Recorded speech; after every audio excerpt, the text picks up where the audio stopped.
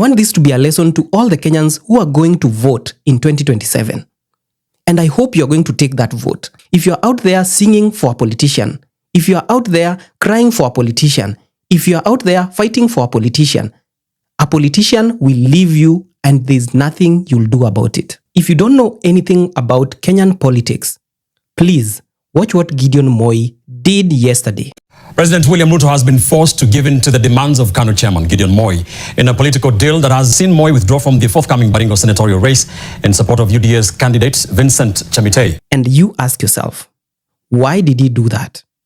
If you think the interest of Gideon Moi was for the people of Baringo, you are very mistaken. The president is said to have accepted Moi's demands that include protection of former President Moi's family interests in the energy sector that eventually saw KANU pull out of the race. The people of Baringo have constantly repeated that Gideon Moi is the kingpin of Baringo. Listen to them. Tunataka tujue ni kitu gani imefanya Gideon asikuje kupeana makaratasi. Gideon Moi ni kingpin wetu wa Baringo. So here you are as a Kenyan, as a young person. You've lined up. Look at all these guys. Look at all these young people.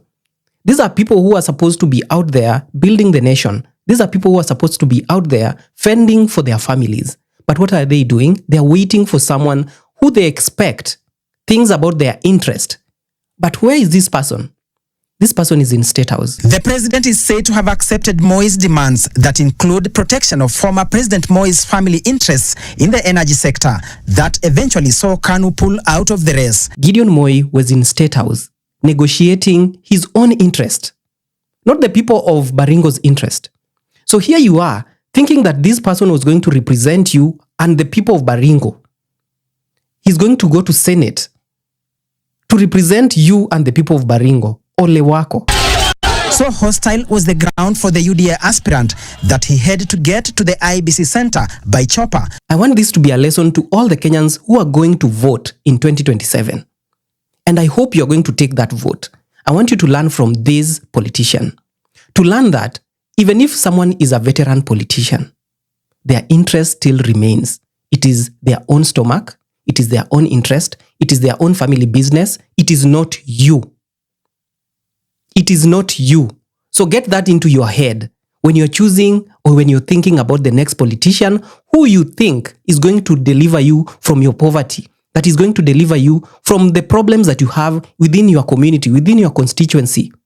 I want you to think about this story as you go into 2027. That even the political parties that you think will last a lifetime, like KANU, can be swallowed up by a party like UDA. That even political foes like Ruto and Gideon Moi, who people thought would not see eye to eye. These are people who constantly have been called kingpins of, I don't know, Rift Valley, I don't know where.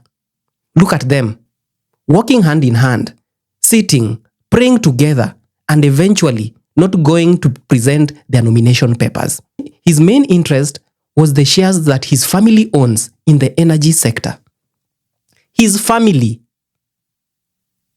You are here waiting, thinking that this guy is going to represent you. If you're out there singing for a politician, if you're out there crying for a politician, if you're out there fighting for a politician will leave you and there's nothing you'll do about it. He's going to pay you 200 to be on a motorbike and chant his name and convince 1,001 other people to vote for him. Who do you think the interest is going to be for?